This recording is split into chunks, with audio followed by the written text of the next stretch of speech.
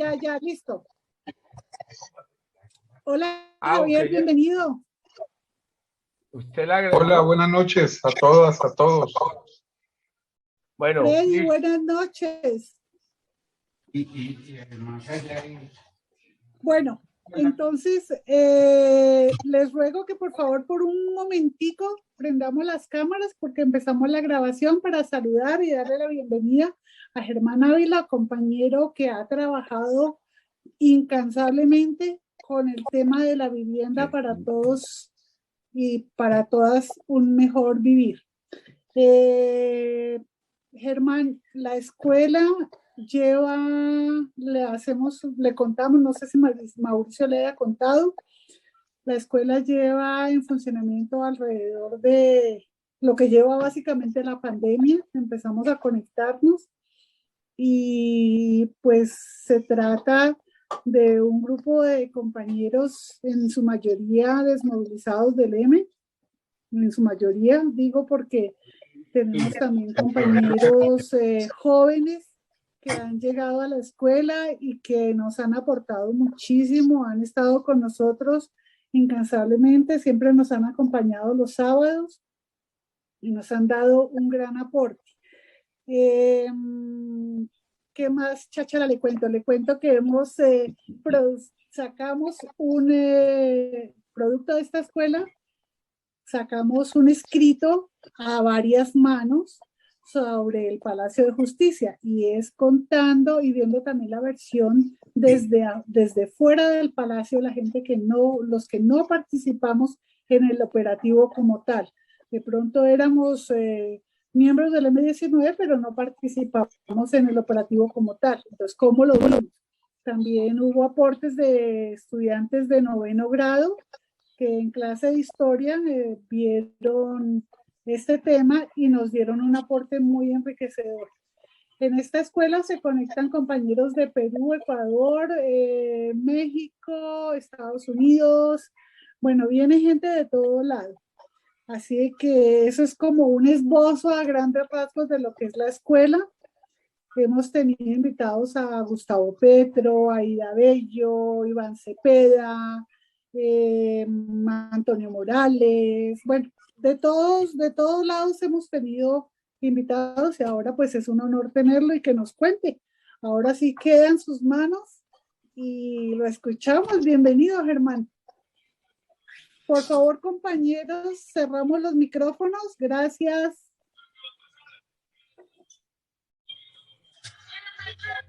Bueno, lo primero es saludarlos a todos. Es muy grato reencontrarse con muchos de los compañeros que pocas veces nos vemos, pero que siempre estamos de alguna forma ahí presentes en todos los ires y venires de la vida. Bueno, Mauricio me invitó a hablar sobre el tema de la vivienda. Y yo creo que lo que menos voy a hablar es del tema de la vivienda, pero va a ser alrededor de, digamos, de los hechos de esta problemática que vamos a hacer como algunas reflexiones sobre lo que ha sido el proceso, digamos, de la autogestión popular en los años recientes en Colombia. Bueno, yo para empezar... el pobre Mauricio está más complicado con el computador. Bueno, para empezar... Hermano, no soy yo, es Cardoso, es Cardoso. Ya. Bueno, yo quería como iniciar la reflexión. Ahí vi que se conectó Néstor. Un abrazo grande, Néstor. Hipólito también. Un abrazo, hermano, un abrazo, hermano. Qué berraquera. Hermano, a mi manera, aquí emocionados saber, hermano, que lo volví a ver y más vital que nunca. Bueno. Saludito, mijito, chévere, y estamos muy a la expectativa de tus palabras, de tus experiencias, de tus líneas de vida, de trabajo, de pasado y de futuro. Un abracito, hermano. Bueno, entonces... yo quiero iniciar la reflexión de, digamos, de por qué nos acercamos a esa temática de la vivienda, cuáles son los orígenes de ese proceso. Y tal vez hay dos sucesos muy importantes en la militancia temprana en el M19 que influyeron muchísimo para que estuviéramos muy vinculados con este tema. El primero es en el año 83, cuando realizamos la invasión de un terreno en Zipaquirá, para lo que posteriormente se convertiría en un barrio que se conoció como Bolívar 83. Y ahí como los primeros inicios de la relación con esa problemática de la vivienda. Casi que simultáneo con ese suceso de Zipaquirá, se inicia un proceso igualmente intenso, interesante, tal vez mucho más, de mucho más impacto en la localidad de Suba, aquí en Bogotá. Y es cuando justamente a través de una de las familias vinculadas al proyecto de Bolívar 83, me invitan a conocer una problemática de una organización comunitaria que se llamaba la Fundación para la Vivienda Comunitaria y que posteriormente se convierte en el barrio Corinto. Corinto en Suba es, digamos, una especie de símbolo de toda esta problemática de la relación entre el M y el tema de la vivienda. Y esto sucede, digamos, en medio de la tregua que se había establecido en el año 84, y a pesar de la ruptura en el 85 de la decidimos sacar adelante el proyecto, y se da en un cierto paralelo con el proceso de Bolívar 83, el surgimiento del barrio Corinto. Y digamos, ahí hay un quiebre, digamos, en las decisiones de lo que hacíamos los del M19 en ese momento, y tiene que ver con el hecho de que a pesar de que estábamos en guerra, a pesar de la confrontación, a pesar de que se había roto la tregua, tomamos la decisión de que teníamos que sacar adelante la construcción de ese barrio. Es un barrio hecho en medio de la guerra, es un barrio hecho en medio de todas las vicisitudes y las incertidumbres, digamos, que implicaba la confrontación de aquellos años. Y a pesar de esas circunstancias tan adversas, el barrio se fue gestando, se fue desarrollando, y digamos que el eje que permite que eso sea posible es una alta dosis de organización popular que introducimos en esa comunidad. Eran algo más de 2.000 familias ahí en Corinto, y establecemos un modelo de autogestión comunitaria para poder lograr la ejecución del proyecto, y a través de la autoconstrucción con las mismas familias, en medio de la confrontación, decidimos sacar adelante el proyecto. Ya una vez nos desmovilizamos, y yo creo que este es como también parte de la explicación de cómo surge y por qué nos adentramos tan a fondo en este tema de la organización popular. Ahorita recuerdo cuando estábamos en Santo Domingo, Pizarro me pide que baje a Cali a abrir una casa de la paz en Cali. Allí me encuentro con Camilo, entre otras cosas, ¿no? ¿Sí o no, Mauricio? Sí, señor. Bueno. Y en el inicio de ese esfuerzo por organizar la primera Casa de la Paz, ahí en Cali, pues todos los muchachos de aquella época de la militancia estudiantil, de la militancia sindical, yo había estado como jefe del M19 un par de años antes ahí en Cali, y pues conocía toda la militancia muy de cerca. Pero ellos me plantean, ahorita no tengo en la memoria el recuerdo exactamente de quién de ellos o cuáles de ellos, pero tal vez era el grupo de los jóvenes estudiantes de la Universidad del Valle. Me plantean que hay una persona muy especial que quiere conversar, que quiere conocer al vocero del M19 y que quiere tener una conversación. Esa persona es un profesor de la Universidad del Valle que se llama Stanislao Zuleta. Y coordinan una cita y entonces nos vamos a conversar con Stanislao. Yo llego a su apartamento y iniciamos una charla con él. Bueno, eso de iniciar una charla es un poco arrogante de parte mía. Empecé a escucharlo, realmente. La brillantez de Stanislao era tan alta, tan grande, que la interpretación que él lograba hacer de lo que nos estaba sucediendo a nosotros, la manera tan precisa y tan exacta como nos leía a quienes éramos los militantes del M-19 en un proceso de dejación de armas, que entre otros de los temas que él mencionó, decía: ustedes tienen unas identidades vinculantes muy fuertes. La guerra produce eso. En la guerra los amigos, los compañeros, son mucho más que amigos e incluso mucho más que hermanos, porque en la guerra se está jugando la vida y eso produce unas identidades vinculantes muy fuertes en ustedes, que la gran preocupación es, a la hora de desmovilizarse en ustedes, ¿con qué las van a reemplazar? ¿Cuál va a ser el tránsito de esos sentimientos, de esas identidades tan fuertes que ustedes tienen hacia la dejación de armas? ¿Con qué los van a reemplazar? Y entonces él nos decía, entre otras cosas, tienen que reemplazarlo con la política, tienen que reemplazarlo con la construcción de una nueva realidad política. Unos años después, tal vez Jairito recuerda, un homenaje muy especial a Stanislao Zuleta con otras 3 personas,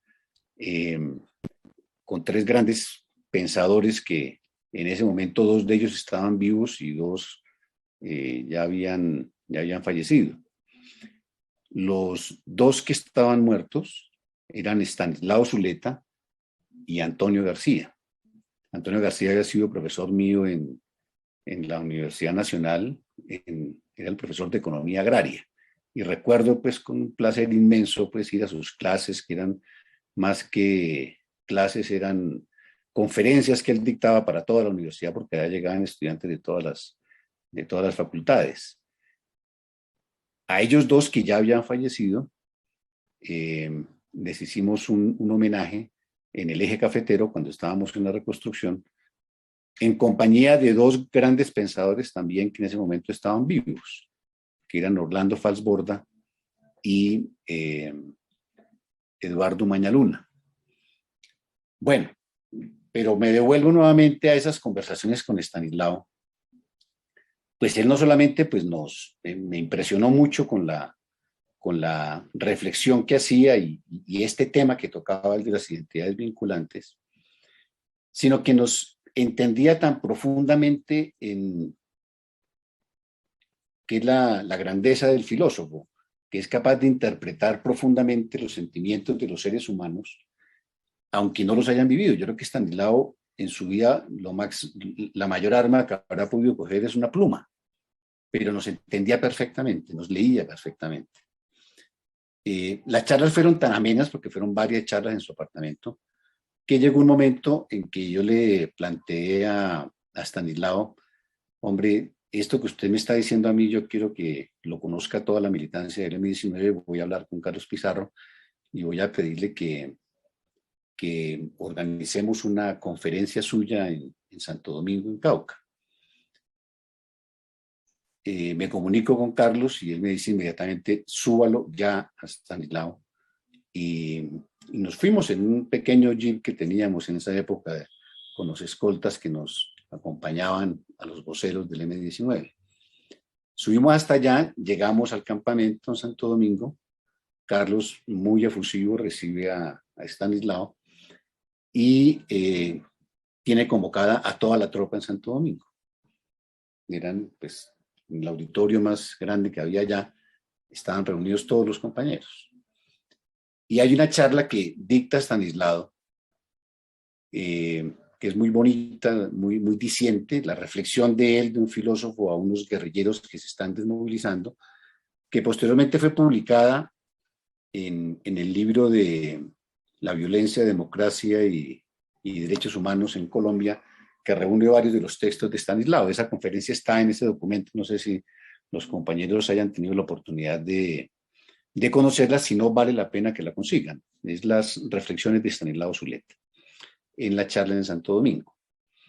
Bueno, pero traigo a colación esa reflexión que nos hacía Stanislao, porque una vez nos desmovilizamos, lo que sucede con muchos de nosotros es que empezamos una búsqueda de saber cómo interpretar nuestra visión de vida, nuestra lectura de la realidad del país, nuestra historia de lucha, cómo interpretarla en una nueva realidad, ya desmovilizados, sabiendo además que tenemos unos antecedentes interesantes con el tema de la vivienda que habían aparecido con Corinto y con Bolívar 83. Y entonces, con varios compañeros de diferentes regiones, decidimos constituir lo que se denominó desde aquella época en la Federación Nacional de Vivienda Popular, FENAVIR. Y empezamos a agruparnos, compañeros, pues en Cali estaba Jairo Rubio, estaba Rubén Darío Castro, en Medellín estaba el compañero Pacho Vargas, en Santa Marta estaba Rubén Darío Cardona, en Barranquilla estaba Cristóbal Padilla, en Bucaramanga estaba Jorge Cújar, estaba Rosadoris y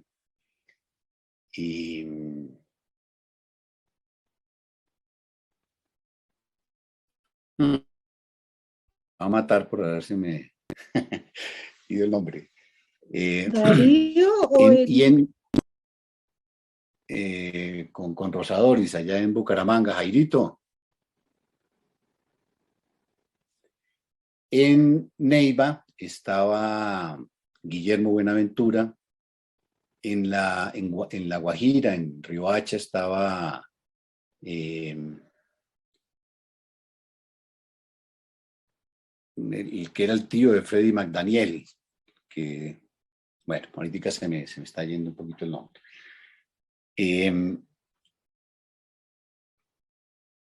Y ahorita no, bueno, alcanzamos a tener contactos en ese momento también con Patricia, ya en Caquetá, y empezamos a gestar el proyecto de lo que sería la FENAVIR.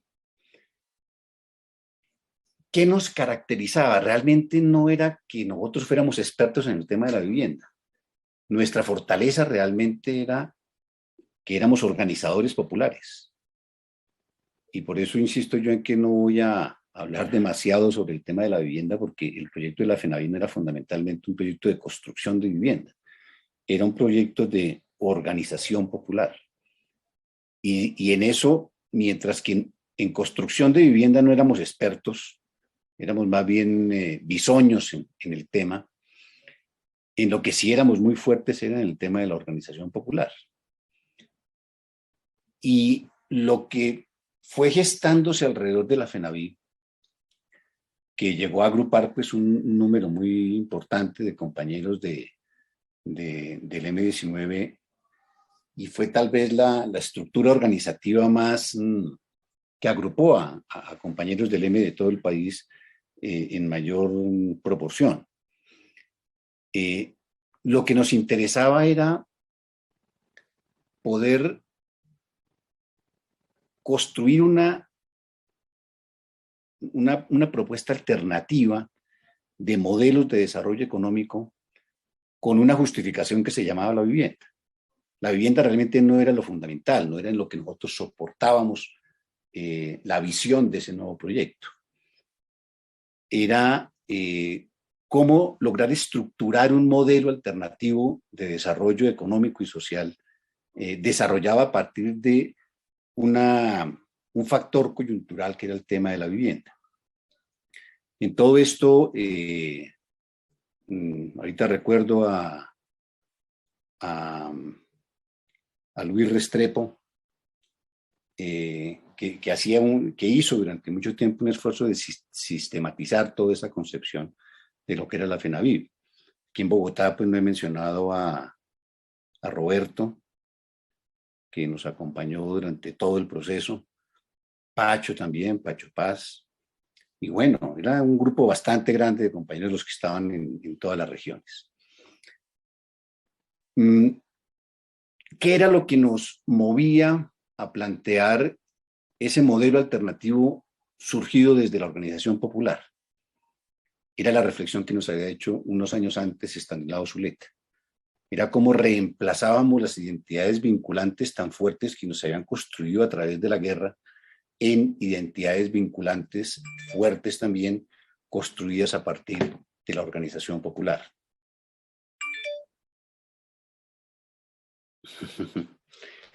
Aquí me están soplando algunos nombres.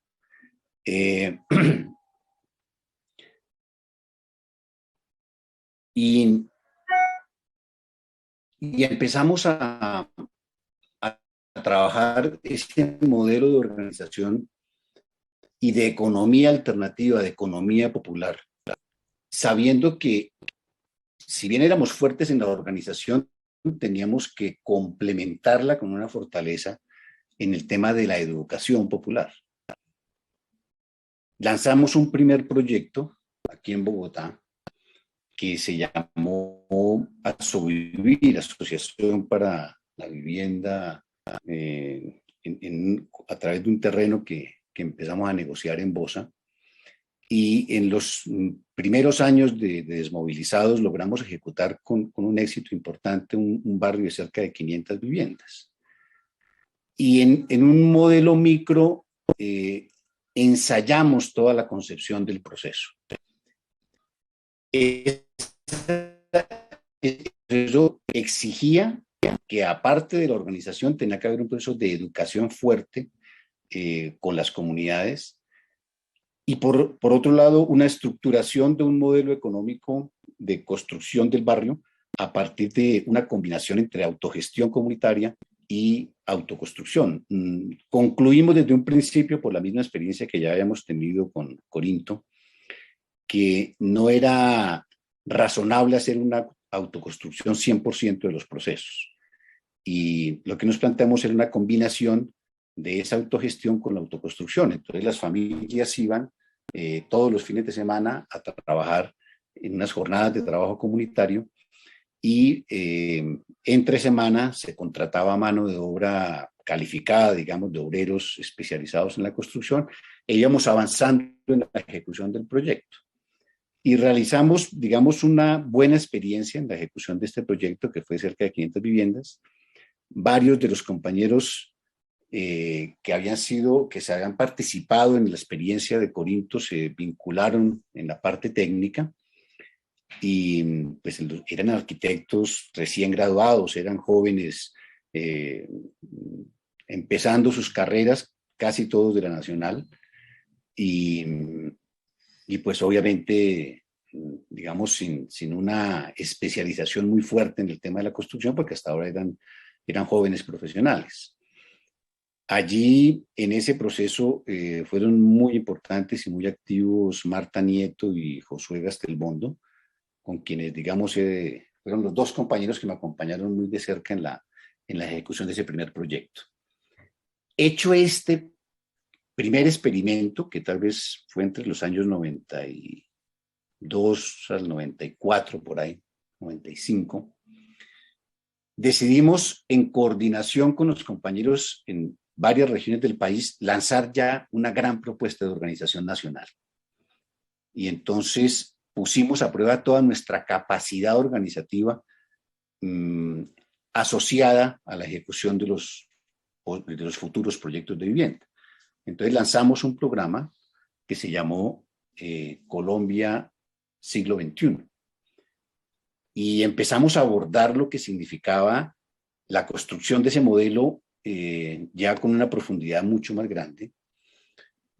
Digamos que la simpatía del M y la simbología de que éramos del M, unido al hecho de que ya habíamos ejecutado unos primeros barrios, desató un fenómeno de de vinculación masiva de la población en unas proporciones que a nosotros mismos nos desbordaron. Iniciamos un proceso de inscripción con una cartilla muy simple de invitación al proceso de articulación con un futuro proyecto de vivienda.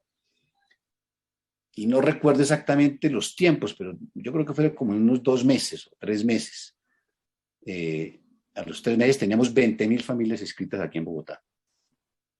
Y claro, esto ya nos demandaba un esfuerzo organizativo mayor y un esfuerzo de educación popular, porque siempre tuvimos presente que el éxito del proceso en gran medida estaba soportado en que tuviéramos una fortaleza muy grande en la educación de toda esa comunidad que se estaba vinculando. La gente llegaba, obviamente, con mucha expectativa, con mucha esperanza, pero se requería lograr un buen nivel de formación por parte de estas familias. Recibimos a 20.000 familias y empezamos a resolver cómo hacer la ejecución de ese proceso educativo que tenía que demorarse más o menos unos 6, 8 meses. Entonces empezamos a organizar una primera fase que fue reuniones en grupos de 500 familias aproximadamente, que hacíamos en un auditorio. Yo recuerdo aquí tal vez era el auditorio del sindicato del acueducto, que nos lo ha prestado. Y empezamos a hacerles una primera charla de inducción, una charla que yo dictaba, demoraba más o menos 1 hora, pero tuvimos que hacer ese ejercicio con 500 familias multiplicado por 20.000 familias, pues fueron 40 reuniones que tuvimos que hacer en el curso de varios fines de semana. Digamos que duramos 1 mes haciendo esas primeras charlas de inducción. La charla, digamos, le dejábamos claro a la gente que el proceso iba a ser basado en su propia capacidad organizativa, en su propio esfuerzo por parte de las familias, y que pues no íbamos a regalar nada porque no tenemos nada para regalar, y que todo lo teníamos que conseguir juntos. Digamos, era una charla muy motivacional. Y después empezamos a pensar que el proceso educativo tenía que ser mucho más profundo, mucho más fino, mucho más estructurado. Y entonces decidimos que había que conformar grupos de máximo 40, 50 familias y convocarlas masivamente con un grupo de talleristas que empezamos a estructurar. Aquí en Bogotá llegamos a tener cerca de 200 talleristas, algo así, todos compañeros voluntarios que venían a colaborar con el proyecto, y pues teníamos que identificar un sitio en el cual pudiéramos reunir a 20.000 familias para dictarles simultáneamente talleres en grupos de 50 familias, que eso implicaba pues un ejercicio de mínimo 400 salones. Y el único sitio en la ciudad que contaba con la estructura para poder hacer una operación de esta magnitud, pues era la Universidad Nacional. Entonces recuerdo que nos fuimos a pedir prestada a la universidad, que nos facilitaran todos los salones de la universidad. Y pues cuando les planteamos el tema, tal vez me reuní con un vicerrector, pues él se asustó. Imagínese, usted va a meter aquí 20.000 personas, aquí, no, 20.000 familias además, que no eran 20.000 personas, podían ser 30.000 personas las que participaban, porque las familias llegaban los inscritos con su familia, con su esposa, con sus parejas. Entonces, pues él se asustó mucho y dijo que lo iba a analizar, pues, pero más o menos nos dijo que no, porque le dio mucho temor, pues, esa ruptura del esquema de la universidad, digamos que solamente para los estudiantes, a que de pronto le llegara a las masas populares y se introdujeran dentro de la universidad. Entonces decidimos ir a hablar decano por decano. Y curiosamente, yo no sé si me están escuchando, a veces este aparato tiene Germán, está escuchándose claro. Hay momenticos que de pronto entra una interferencia, pero se escucha claramente. Siga. Sí, excelente, ya ahora se está escuchando. Excelente. Muy bien, Benito. Bueno, Chévere, para adelante. Sin embargo, les confieso que hablar con el computador siempre será una tortuoso para quienes no quisiéramos poderlo hacer presencialmente, pero bueno, eso es otro tema. Decidimos entonces vincular hablamos decano por decano y curiosamente nos sacaron prestando toda la universidad, pero sin que ellos mismos se dieran cuenta. En cada decanatura nos prestaban los salones de una de las facultades y lo que ellos mismos no se enteraron es que nos habían prestado realmente toda la universidad. Y empezamos a hacer, realizamos el primer taller, que rompió el susto de parte de los directivos de la universidad y el mito de que no podía ingresar los sectores barriales y populares a la universidad sin que esto generara algún tipo de afectación a la universidad. Entonces, convocamos las 20.000 familias, organizamos previamente a cerca de 300 talleristas y en un par de jornadas, en un domingo, ingresaron las 20.000 familias y recibieron en grupos de 50 familias cada una su taller. Los talleristas todos eran compañeros, una buena parte de ellos compañeros de la militancia del M, otros que venían de otros procesos, pero en general, digamos, líderes populares. Pues se veían cosas, prácticamente ninguno de ellos había ingresado jamás a la universidad, pues no habían tenido la oportunidad, muchos de ellos, de ni siquiera haber hecho el bachillerato o la primaria, porque eran familias muy de bajos recursos, muy pobres, y pues nunca habían ingresado a la universidad. Y ya cuando iban para el segundo taller, entonces era la familia que venía de Ciudad Bolívar o de los últimos barrios de Suba, y entonces le preguntaban que para dónde iba. Y ellos decían para la Facultad de Economía de la Universidad Nacional, ¿no? La gente con un inmenso orgullo empezaba a decir, vamos para la universidad. Y ellos iban a ir a recibir los talleres nuestros. Ese ejercicio lo hicimos durante cerca de 8 meses y le dictamos a la gente cerca de 7 u 8 talleres mensualmente. Todas estas familias llegaban y recibían la formación en un taller que tuvo diferentes temáticas. La primera temática era sobre la organización popular, la segunda temática sobre los temas de economía solidaria, autogestión comunitaria, otros temas sobre cooperativismo, otros temas sobre los subsidios de vivienda de aquella época y sobre temas de la organización social. Era profundizar en esas familias una formación muy intensa y muy grande sobre toda esta temática de lo que iban a vivir más adelante cuando empezáramos a ejecutar los proyectos. Y aquí empieza a surgir otras reflexiones. Pues lo primero era, teníamos un inmenso éxito en lo que éramos fuertes. ¿En qué éramos fuertes? No éramos ni especialistas en vivienda, ni especialistas financieros, ni nada de esas cosas. Nuestra fortaleza era la organización popular. Habíamos dado un paso muy significativo en la educación popular, en lograr masificar los modelos de educación popular.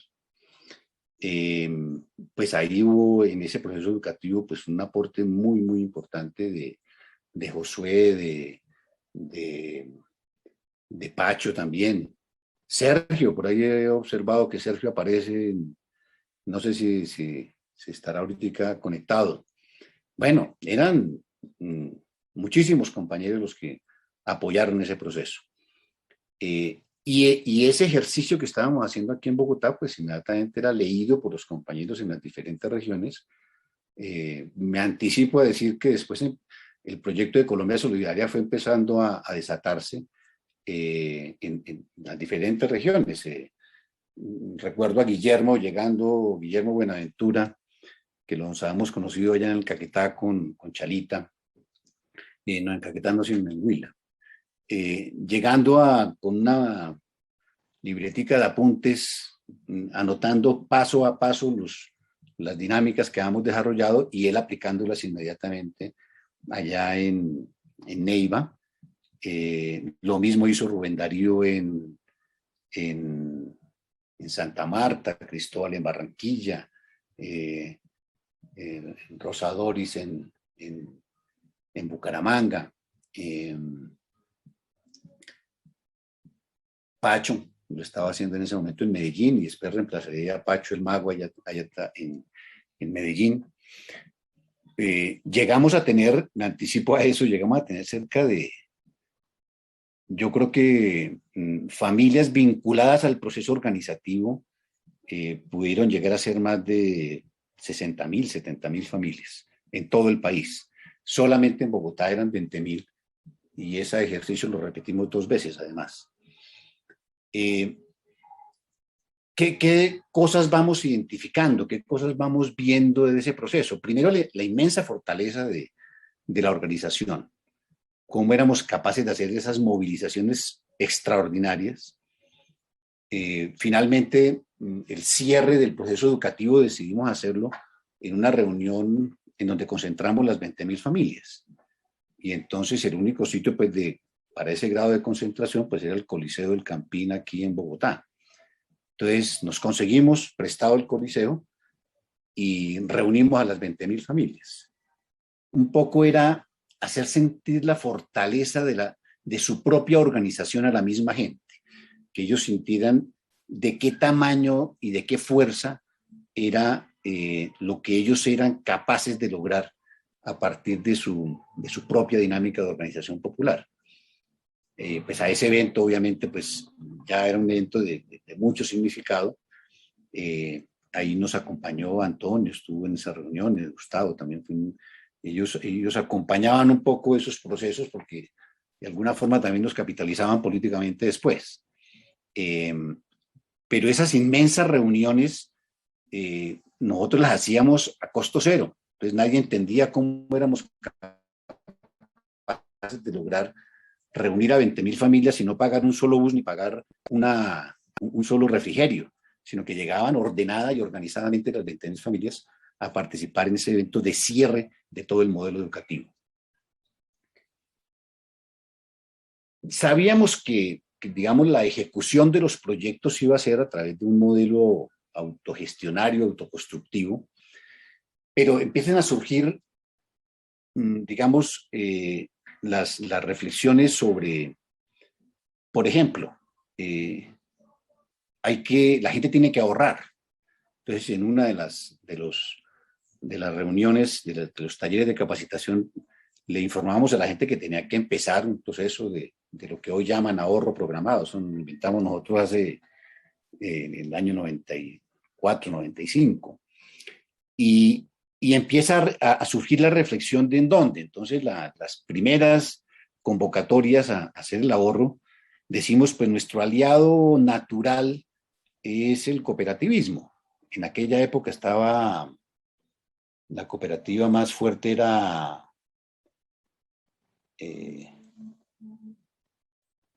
Cupocrédito, se llamaba.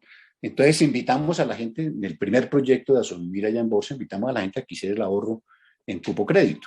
Y claro, pues Cupocrédito estaba dichoso. Pues, le han llegado miles de ahorradores gratuitos simplemente por la señal que nosotros dimos, vayan a ahorrar a Cupocrédito. Y después hicimos un pequeño convenio con ellos para que ellos le hicieran un crédito. Si mal no recuerdo, la gente tenía que ahorrar 200.000 pesos y les tenía que prestar 800.000 pesos, era una cosa así. Y la vivienda valía 4 millones.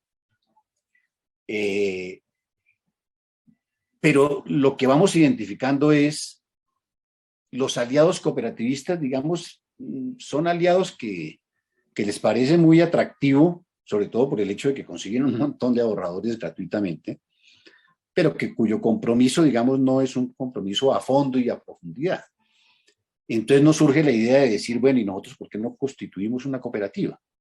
Y empezamos a estructurar más ampliamente el modelo de economía social que estábamos pensando. Y efectivamente decidimos que el camino era constituir una cooperativa, entonces la creamos. Y la cooperativa se llamó justamente Crear. Entonces constituimos la cooperativa y empezamos a hacer la convocatoria a la gente que iniciara el ahorro. Abrimos tal vez inicialmente 2 oficinas, después tuvimos que ampliar y ya teníamos como 4 o 5 oficinas aquí en Bogotá. Y entonces inmediatamente se hacía el taller sobre el tema del cooperativismo y la economía solidaria, entonces le decíamos a la gente, tienen que iniciar el ahorro en la cooperativa. Y la reacción, pues, con semejante volumen de familias vinculadas era que al otro día empezaban masivamente a abrirse cuentas en la cooperativa a crear. Recuerdo con mucha simpatía que los operativos que teníamos que hacer era para cuidar la plata de la gente. Recuerdo el operativo con Josué organizando en unos carros, pues, de los compañeros que estaban por ahí. El traslado de los recursos porque estábamos encartados. Antes nosotros sabíamos perfectamente cómo antes había que hacer la recuperación de unos recursos en un banco. Lo que no sabíamos era cómo cuidar los recursos del banco. Y ahora nosotros éramos los banqueros, porque resulta que hay un montón de recursos que se recogían, pero eran volúmenes muy grandes, eran cajas enteras de billetes de la gente llegando a las oficinas de la cooperativa a ahorrar. Entonces nos tocaba montar operativos, pero era para sacar la plata de la oficina de la cooperativa para llevarla a los benditos bancos a que se protegiera la plata allá. Entonces era muy simpático, pues, nuestro papel de protectores de los recursos bancarios, ¿no? Jairo había estado feliz, pues, si hubiera estado en la situación inversa, ¿no, Jairito Rubio? Era un operativo perfecto, ¿no? Bueno, pero ahora nuestros operativos eran cuidando la plata de la gente. Y crear empieza aceleradamente a crecer. Al poco tiempo tenemos 10.000, 15.000 ahorradores y eran cifras relativamente pequeñas. La gente ahorraba 50, 100.000 pesos. Lo que pasa es que cualquier cifra pequeña, y esto es parte de la vivienda, cualquier cifra pequeña multiplicada por 20.000, pues eso es un montón de plata. Entonces, los volúmenes de recursos que nos tocaba proteger de la gente eran volúmenes muy grandes. Y esto empieza a generar, digamos, 2 grandes frentes de desarrollo: la FENAVI en los proyectos de vivienda y la cooperativa como la fuente de ahorro de todas las familias. El siguiente paso que nos tocaba resolver era el tema de conseguir tierras, porque había que ejecutar los programas de vivienda en alguna parte, entonces tocaba conseguir las tierras. Y yo describía en muchas oportunidades el ejercicio que hacíamos de ir a negociar las tierras. Ahorita recuerdo, pues, las primeras tierras en Bosa, que fueron después el proyecto de La Esperanza, un proyecto de más de 2.000 viviendas. Nosotros nos íbamos a negociar y era curioso. Yo no recuerdo, debía tener un carro sencillo, pues, un carro sencillo de aquella época, y no llegaba a reunirse, pues, con los personajes. A veces llegábamos, era en bus, ¿no? Porque tampoco no teníamos vehículo. Llegábamos en bus allá a negociar con el propietario de la tierra. Y a veces llegábamos, digamos, con unos pocos pesos entre el bolsillo. Pues nuestro capital era 50 pesos que teníamos ahí guardados entre el bolsillo. Pero nos íbamos a negociar un terreno que valía 5.000 millones de pesos. Y entonces, sin un peso entre el bolsillo, sin tener nada nuestro, nos íbamos a negociar unas cifras inmensas. Cada terreno valía en esas cifras. Nosotros llegamos a negociar, tal vez aquí en Bogotá, terrenos por más de, no sé, 20.000 millones de pesos, seguramente, para todos los proyectos. Entonces, cada negociación eran unas cifras inmensas. Y uno iba a hacer la negociación, el terreno va a valer 2.000, 5.000 millones de pesos. Pero ¿dónde estaba la capacidad de negociación con la cual llegábamos? Es que nosotros no representábamos la plata que teníamos entre el bolsillo. Nosotros representábamos era a miles de familias que estaban detrás nuestro, organizadas, haciendo sus ahorros, participando, y eso nos da una potencia inmensa, una fortaleza inmensa para hacer esas operaciones económicas. Y en los temas de vivienda sucede eso, es que, digamos, por pocas que sean las viviendas, siempre se manejan cifras muy grandes, muy representativas. Entonces empezamos la negociación de las viviendas, negociamos tierras, bueno, de decenas de hectáreas de tierras aquí en Bogotá.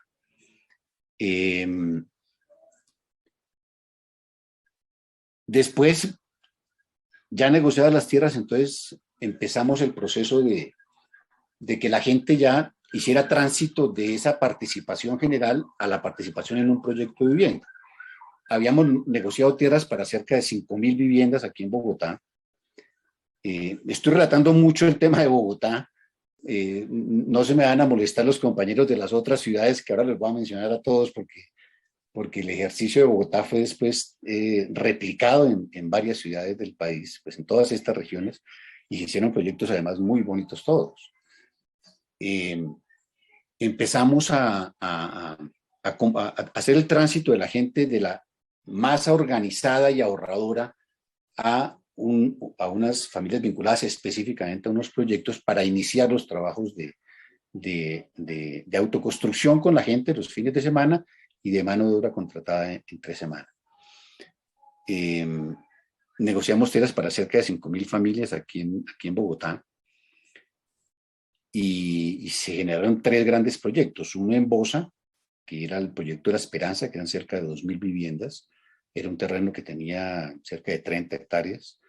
Un terreno en Suba y un terreno en Soacha, para un total más o menos de casi 5.000 viviendas las que íbamos a construir.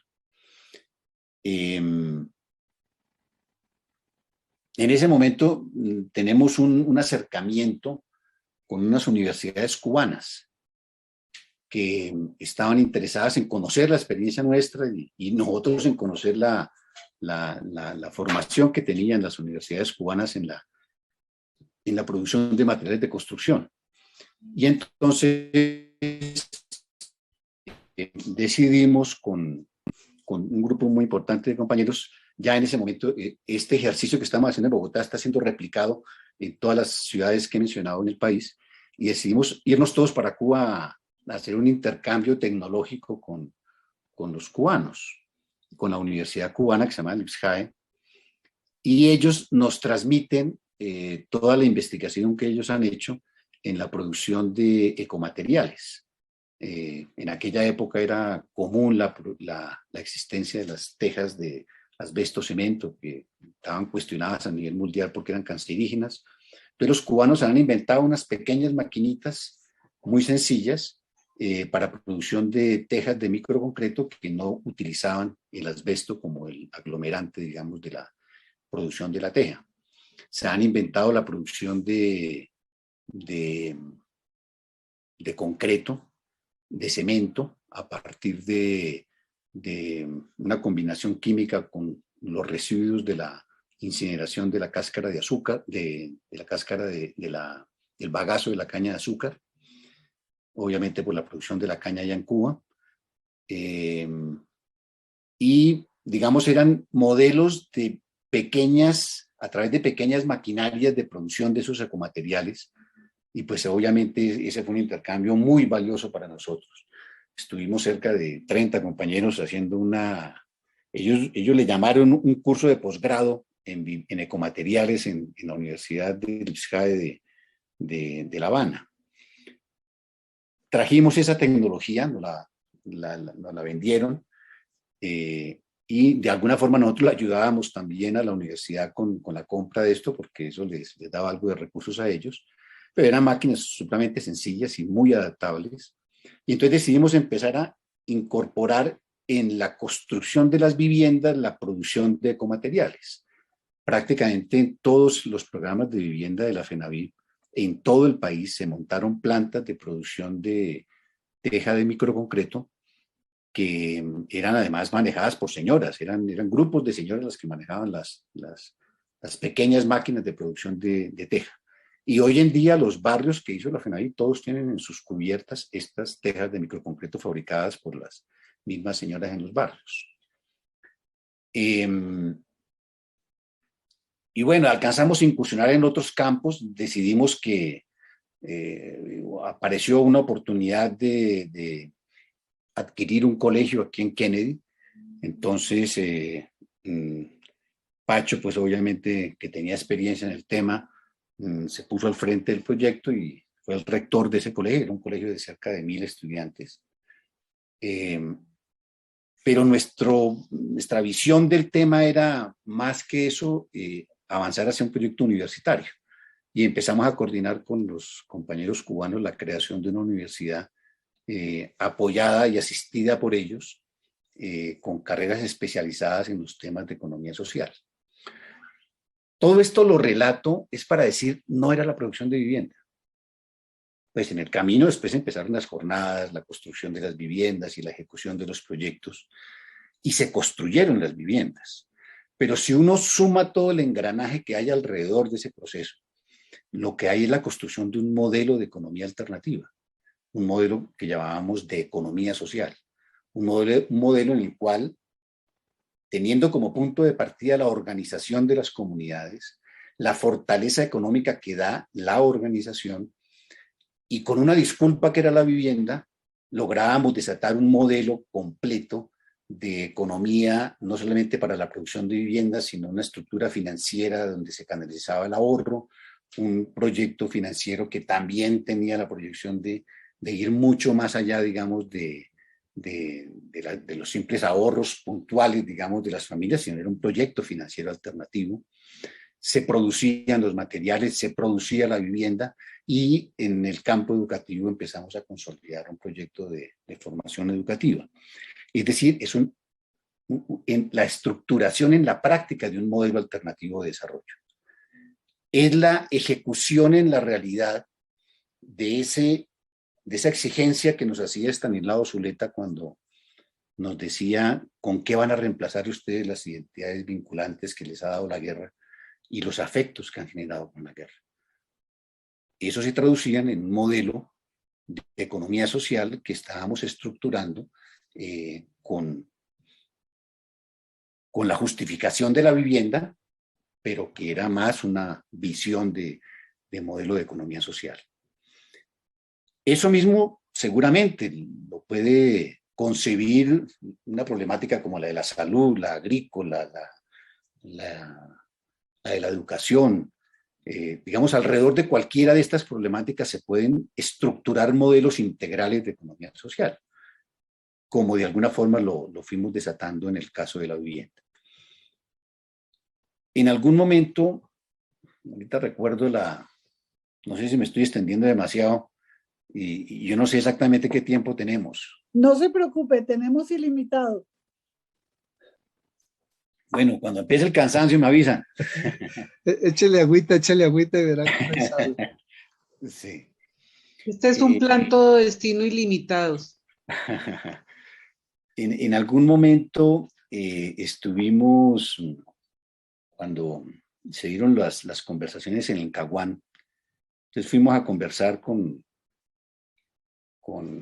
la gente que estaba ya en el proceso de negociación. Y la reflexión que les transmitíamos en ese momento era: la paz es la convivencia de modelos económicos. Solamente se logra la paz si somos capaces de hacer una convivencia de modelos de economía de mercado, porque nadie aquí ganó la guerra para derrumbar la economía de mercado, pero nadie está totalmente derrotado para que un modelo como el modelo de economía social no tenga derecho a existir.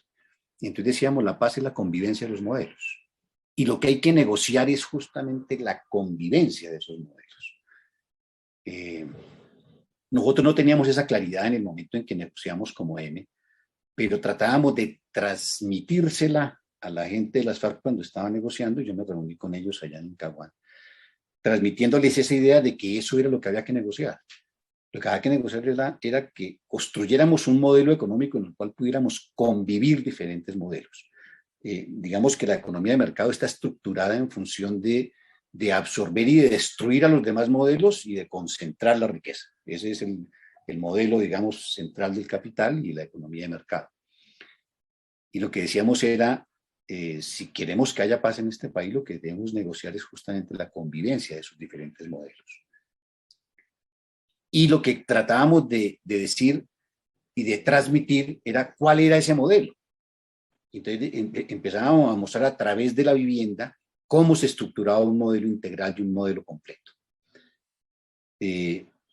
Digamos, esa fue nuestra reflexión en sucesos como los del Caguán, pero obviamente pues el Estado colombiano jamás ha estado interesado en permitir la convivencia de modelos, al contrario. La FENAVI tuvo, digamos, una particularidad, y fue que la FENAVI aparecía como una ONG, pero una ONG rara.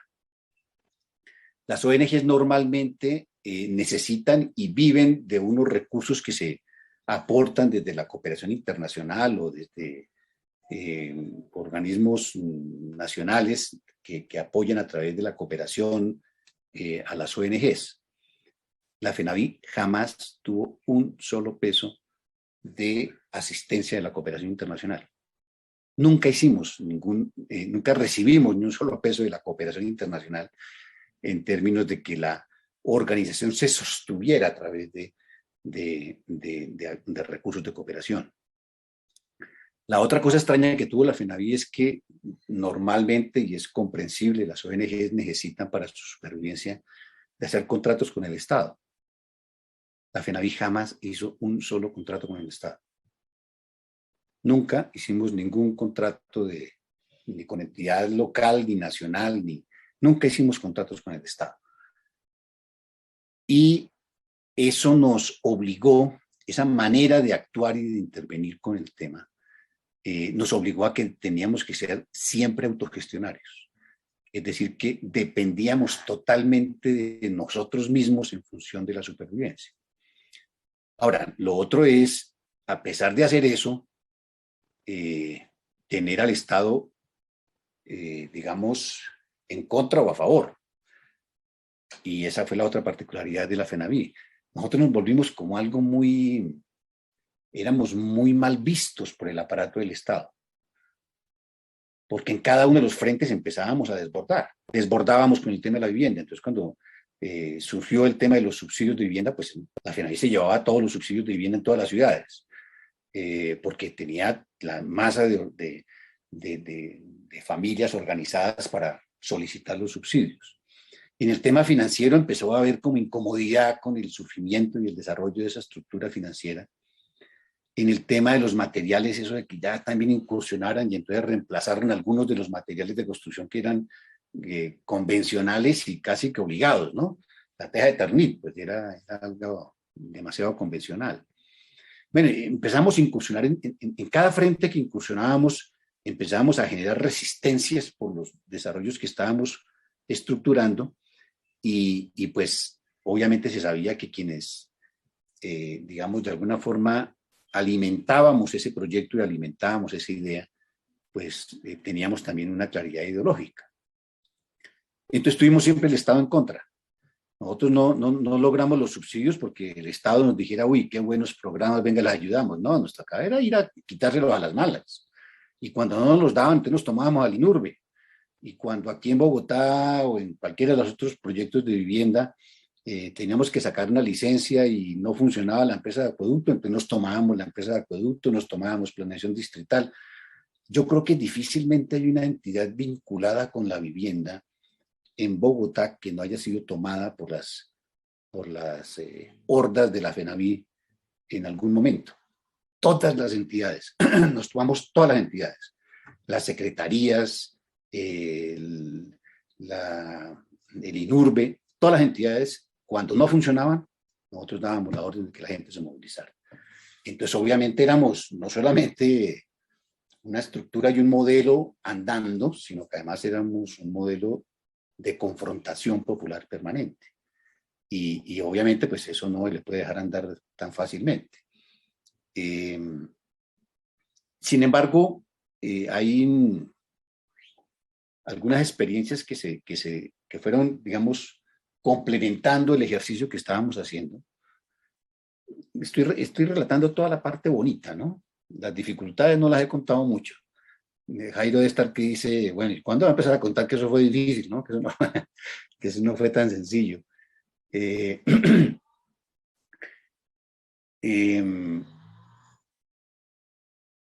cuando se produce el terremoto en el eje cafetero,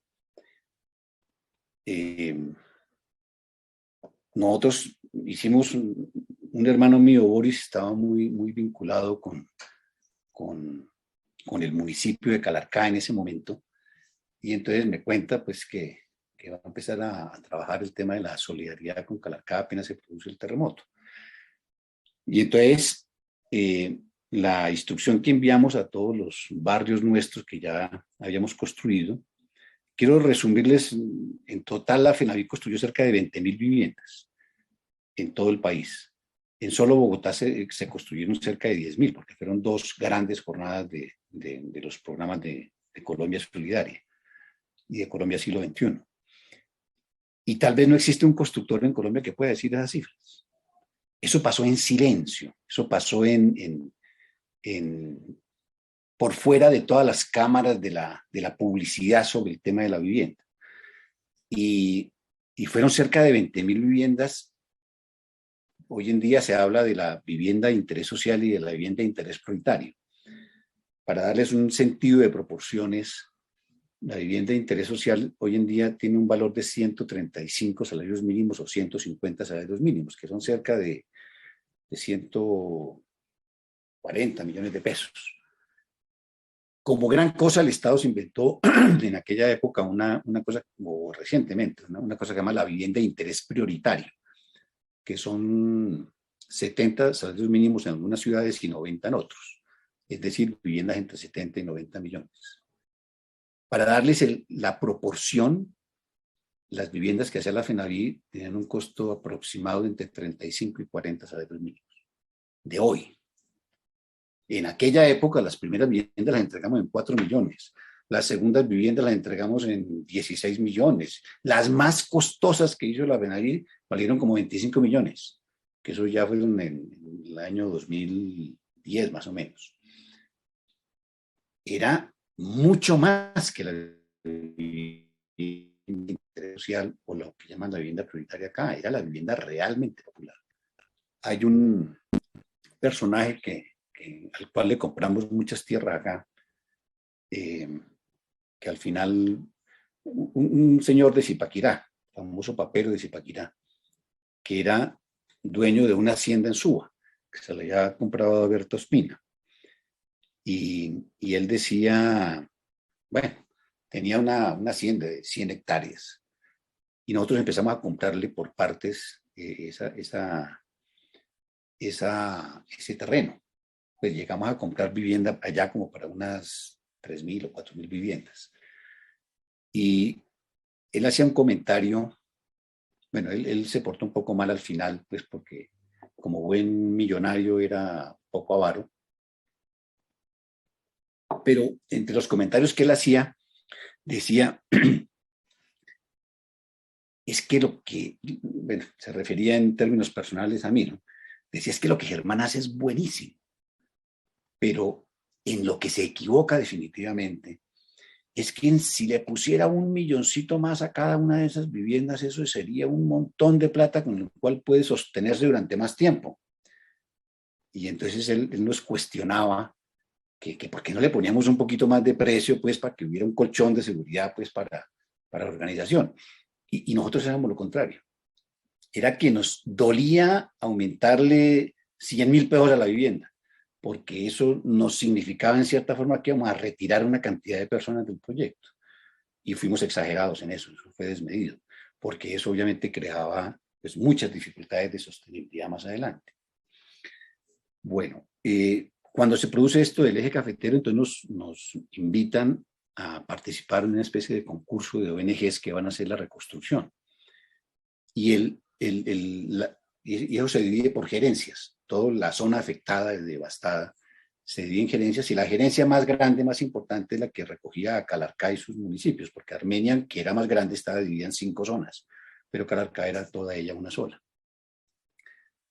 Y pues el resultado de esa relación que tenía Boris y de toda el goodwill, digamos, que llevábamos con la ejecución de los proyectos, pues nosotros nos escogen para la reconstrucción de Calarcá en el eje cafetero.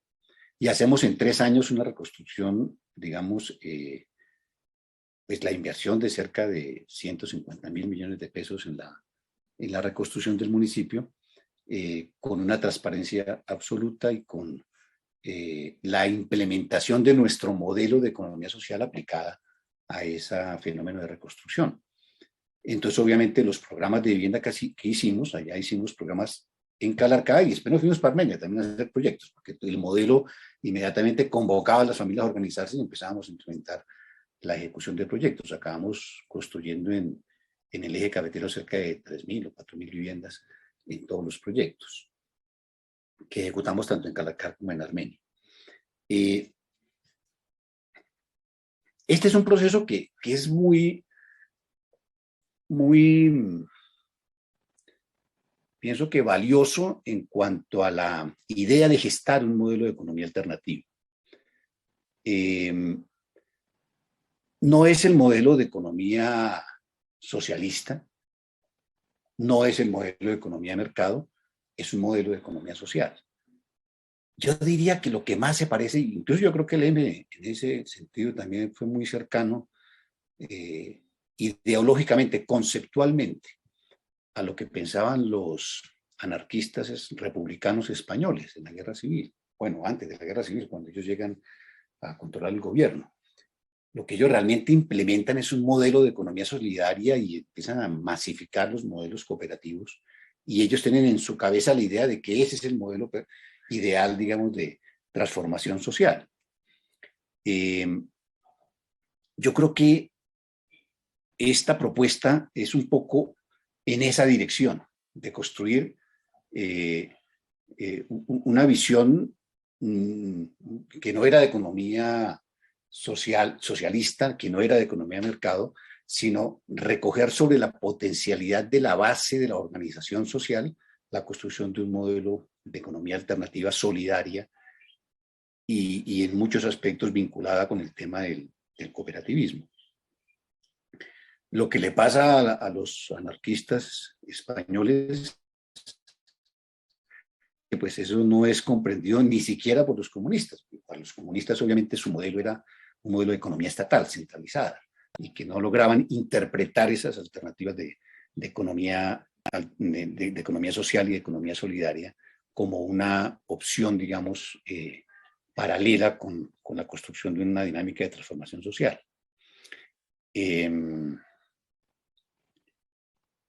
Ese fenómeno, digamos, de avance que logra la FENAVI, incluso nos llegan a invitar a Venezuela. Entonces fuimos invitados por el gobierno de Chávez a desarrollar unos proyectos allá también, producto de todo este ejercicio. Ese proceso se vive aparentemente, digamos, con una cierta fluidez, pero realmente se vive con una incertidumbre inmensa, porque ese modelo económico logra reunir un volumen de recursos muy inferior a las exigencias y las demandas que le están dando. Me explico un poco la situación. A la cooperativa, por ejemplo, lo que le sucedía es un fenómeno que se conoce como el descalce en la estructura financiera. Y es que el volumen de recursos que logra reunir a través del ahorro, solamente cuando es en volumen suficientemente grande, puede empezar a generar, digamos, plazos en el crédito cada vez más amplios. Se requiere un volumen grande de ahorro para que los niveles de plazo en el crédito sean mayores. Solamente grandes estructuras financieras pueden hacer generar créditos a largo plazo. Nosotros éramos una estructura relativamente pequeña, pero la demanda de crédito era una demanda de crédito, digamos que a mediano plazo, porque en vivienda la gente necesita un plazo más o menos extendido para poder acceder a un crédito para la vivienda. Aunque las cifras eran relativamente pequeñas en cuanto al volumen de recursos que tenían que endeudarse, de todas formas la familia necesita que le den un plazo para poder pagar ese crédito. Entonces ahí pasaban dos cosas. La primera, que el plazo que podía crear era un plazo relativamente pequeño. Lo máximo que llegamos fue a 5 años. Normalmente en la vivienda se requieren plazos de 10, 15 años, y hoy en día se habla de 20, 30 años, pero para poder tener esos plazos se requiere un volumen, una masa de recursos de ahorro muchísimo más grande que la que nosotros teníamos. Eso es lo que se llama el descalce de la estructura financiera, porque ese ahorro que se está recibiendo no es un ahorro de largo plazo, sino que es un ahorro de corto plazo. Y ese ahorro tiene que ser muy grande para poder generar plazos en el crédito suficientemente amplios. Eso nosotros no lo logramos y era una de las grandes debilidades. Entonces vivíamos una permanente angustia económica porque no podíamos responder a la demanda que nos exigía la gente en cuanto a la ejecución de los proyectos. Y en su momento acudimos a una opción que fue decirle pues, digamos, la trilogía del pago de una vivienda por parte de una de las familias era su ahorro más subsidio más crédito. Los subsidios los capturábamos, a veces no habían suficientes subsidios y nuestra demanda era mucho más alta que la que ofrecía el Estado, porque los presupuestos eran realmente siempre han sido muy bajos en el tema del subsidio. Y acudimos a una estrategia que, digamos, fue la que usó posteriormente el Estado para asfixiarnos. Y fue que le dijimos, ustedes van a otorgar unos subsidios de vivienda, genérenos una especie de crédito puente que nos permita a nosotros, ustedes cogen los recursos del subsidio, generan un crédito puente a las cooperativas o a la cooperativa y mientras ejecutamos el proyecto y después se cruza, porque el subsidio no se paga al principio sino hasta el final, se cruza el subsidio con un crédito que nos han dado. Esa idea, que era, digamos, financiera y económicamente viable y bien estructurada y bien concebida, de que en vez de tener los recursos de los subsidios guardados en el banco hasta que la gente terminara las viviendas para pagarle el subsidio, pues que esos recursos se usaran para la ejecución de los proyectos. Eso fue visto al interior del con una fantasía de negocio de los funcionarios. Y entonces, ese modelo que solamente se aplicó en el caso de CREAR, empezaron a usarlo para hacer créditos puente con otras cooperativas, pero que el único interés era mandarle recursos a las cooperativas a cambio de que ellos le dieran comisiones a los funcionarios del INURBE. Después hubo una investigación muy grande sobre eso, porque eso se perdieron muchos recursos y hubo cerca de 20 cooperativas investigadas, y la única cooperativa, esa investigación la hizo a fondo y con mucho detalle Carlos Sosa cuando estaba en la Contraloría. La única cooperativa que fue exonerada de todo fue CREAR, porque era la única que sí lo había hecho para lo que era haber recibido los recursos para poder ejecutar los programas de vivienda. Pero, digamos, la tensión que generaban todas nuestras luchas sociales y todas nuestras movilizaciones, que también generaban preocupaciones en el poder y en el Estado, utilizó esa operación que habíamos hecho en su momento para asfixiarnos económicamente, porque la operación de enviar los recursos a la cooperativa se hacía a través de abrir un CDT, era un título a término que abrían colocando los recursos para que nosotros pudiéramos invertir en los programas de vivienda. Cuando ya en el desarrollo pues, del gobierno de Uribe deciden asfixiar a CREAR para pararnos, entonces lo que hacen es que nos dicen los CDTs están en un plazo determinado, se sacaban un plazo de 3 o 6 meses, pero existía un compromiso de que el CDT solamente se redimía, era cruzándolo con los subsidios, pero eso era un compromiso casi que verbal. Lo real era que había un título a término, que era un CDT. Entonces lo que hace el INURBE en su momento para asfixiarnos, cuando teníamos tantas premuras económicas, es que nos pide 3.000 millones de pesos que estaban en CDTs antes de que lo crucen con los subsidios. Entonces nos coge toda la liquidez que tenía en ese momento la cooperativa y la asfixian, y eso produce posteriormente la intervención.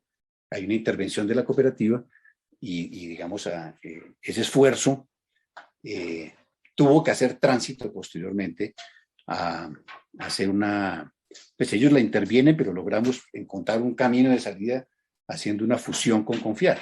CREAR se fusionó con Confiar posteriormente a partir de un conocimiento que tuvimos con con Osvaldo y con todo el equipo de Confiar, se hizo un intercambio muy, muy especial entre los dos grupos y finalmente se produce la fusión entre Crear y Confiar.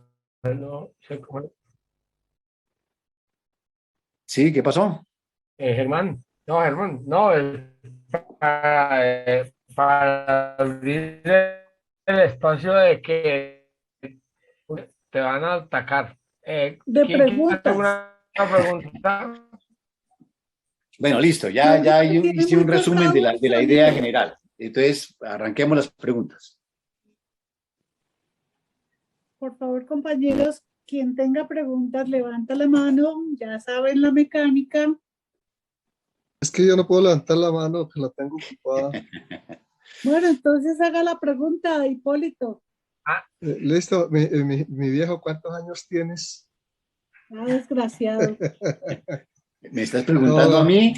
a ti, viejito. No, alegría, viejito, de mirar la historia y de repasar el pensamiento muy mecánico, muy de afecto, muy de amores, llevado a la práctica de la política del amor, que es la vida, la vivienda, la organización, pero sobre todo esa participación amorosa con que FENAVIT logró estimular, motivar y pelear. Entonces, muchas gracias, viejo. Es un recorrido de la historia desde mucho antes de la desmovilización, naturalmente, y que sigue como un sello con una impronta de ejemplo, incluso para algunos de envidia, ¿no?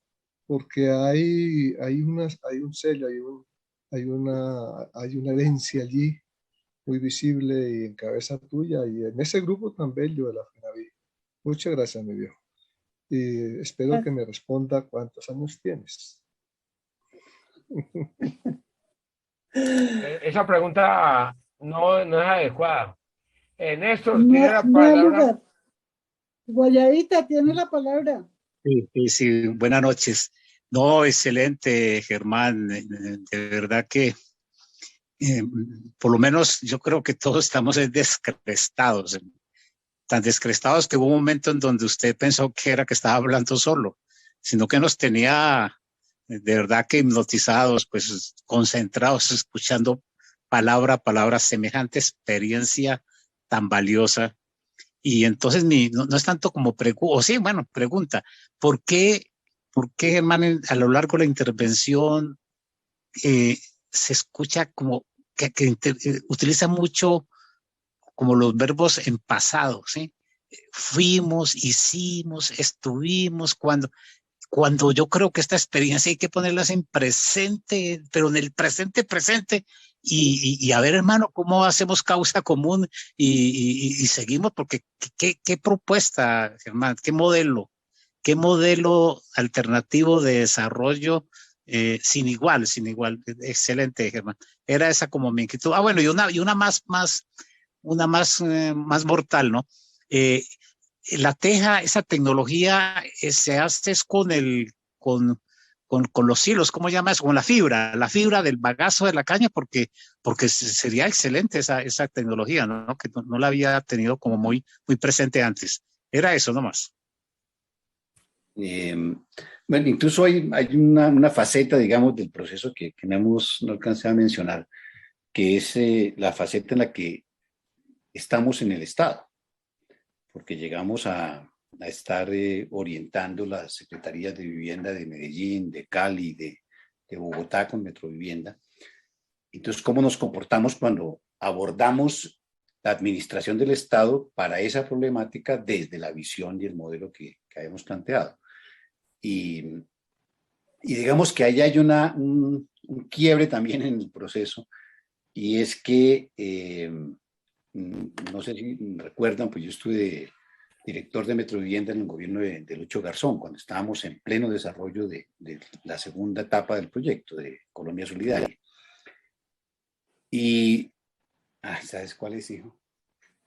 Es este, apágalo. Sí. Está ahí. Yo estoy escuchando todo el tiempo aquí atrás como creo que es un televisor. Entonces, espero que ustedes no estén escuchando lo mismo. Y digamos, hay una hay una práctica también y un ejercicio que se hace de cuando estamos desde el Estado, cómo ejecutamos y cómo hacemos válida la propuesta ideológica que hayamos construido a través de la FENAVIO. Y ahí, digamos, vienen los desencantos, ¿no? Cuando yo pongo en marcha la propuesta de un subsidio alternativo de vivienda ahí en el distrito, pues el gobierno nacional se asusta porque siente inmediatamente que vamos a desbordarlos completamente con la propuesta.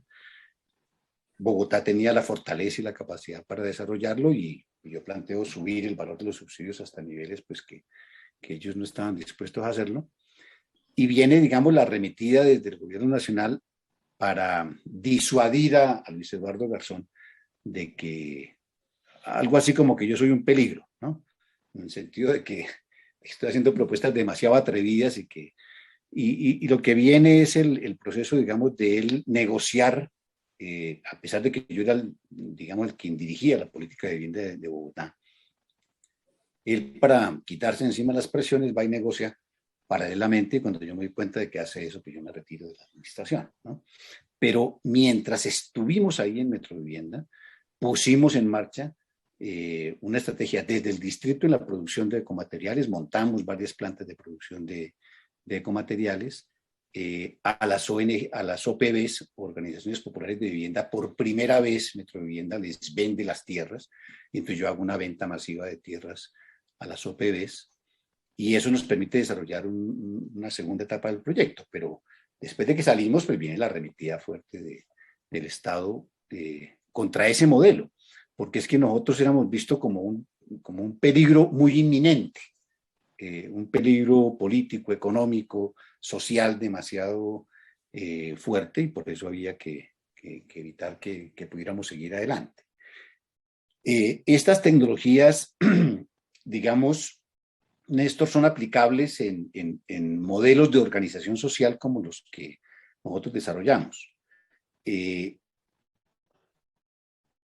Este micro concreto se implementó en los programas de vivienda con plantas de producción de la teja allá en los terrenos de los programas de vivienda. Eran plantas completas de producción de tejas que hoy en día, pues, todas esas viviendas están cubiertas con esas tejas.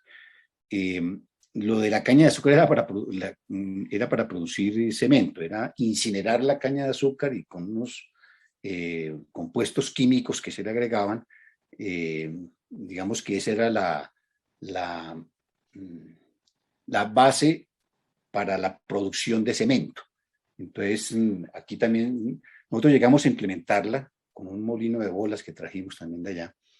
Llegamos a implementarla con la ceniza de las termoeléctricas, que es también una materia prima con la cual se puede producir el cemento. Eso se puede hacer en la medida en que hayan procesos autogestionarios muy fuertes que se puedan poner a andar y esos modelos de producción alternativa articulados con esas organizaciones sociales. Digamos que de alguna forma nosotros reemplazamos al Estado. Nosotros hicimos lo que el Estado tenía que hacer y lo hicimos a pesar del Estado y con el Estado en contra. Y todo eso, digamos, hizo tan complejo el proceso. Y claro, hablo en pasado porque es que nosotros paramos la ejecución de los proyectos autogestionarios más o menos en el 2010, 2011. Paramos porque es que nos agotaron. Y no solamente nos agotó la ofensiva, digamos, desde los gobiernos de la derecha, sino la decepción de los gobiernos de los aliados y de los amigos. Digamos, esta visión y esta concepción del esfuerzo no fue nunca interpretada por los gobiernos alternativos o los gobiernos de izquierda que tuvimos en varias ciudades. Toca jugar muy a fondo para entender que un modelo de estos no solamente resuelve un problema específico como es el tema de la vivienda, sino que construye modelos alternativos. Y eso asusta mucho, eso asusta bastante a muchos sectores. Claro, porque si no, no los dejo preguntar. Bueno, yo tengo una pregunta, pero también quería agradecerle porque, pues, como casi muchos de los compañeros, nosotros conocíamos acerca de FENAVIT, yo conocía muchísimo acerca de FENAVIT por Roberto Sabogal. Y que en paz descanse, pues, pero no con estos detalles y con esta pasión y o sea, metidos ya en esto, me pareció súper interesantísimo. La pregunta mía es, bueno, ustedes construyeron en todo el país 20.000 soluciones de vivienda, o sea, 20.000 familias. ¿Qué pasó con ese capital humano, políticamente hablando, con esas 20.000 familias? ¿Se dejaron sueltas? ¿Simplemente se les dio la solución de vivienda y cada uno por su lado? ¿Qué ocurrió con eso? Digamos, hubo varios tiempos, varios momentos. Al principio, nosotros realmente endosábamos toda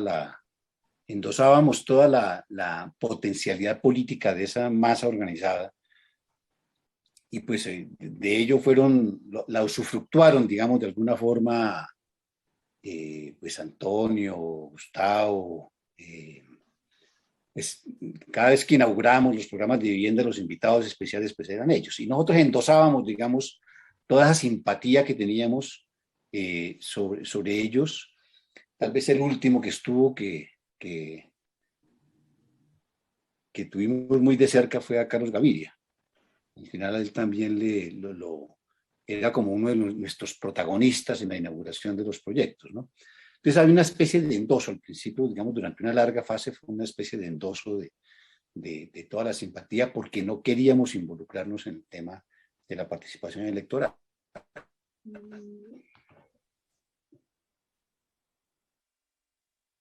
Germán se quedó con la cámara. Pregunto, ¿qué pasó? A ver, ¿ahí está Martica, mejor o todavía no? Marta, la mona. Siga, Martica, haga la pregunta. Sí, soy yo, sí.